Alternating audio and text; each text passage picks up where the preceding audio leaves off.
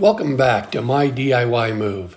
In this video, we're going to discuss the various ways to move, whether it be with truck, rental truck, mover, containers, freight company, or a move broker. So let's go ahead and get started. The first thing you're going to see are the major van lines. Number one would be Unigroup Inc., which owns United Van Lines and Mayflower Van Lines. Coming in at number two is Servo Worldwide Relocation. They own Allied, North American, and Global. Number three would be Atlas World Group, which owns Atlas Van Lines.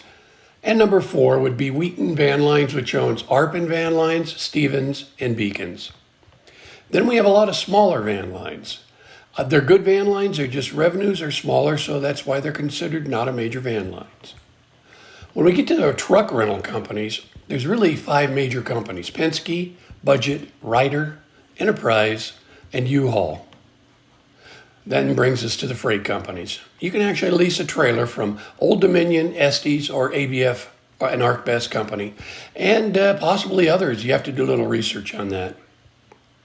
There are also quite a few container companies out there that they will deliver a container to your house, and you have the options of packing and loading it yourself or hiring their labor. If that doesn't suit you, move brokers are another way to look at it. But I'm going to send you, or actually down below will be a link to the FMSCA and a booklet on what to expect on movers versus move brokers. Have a great day.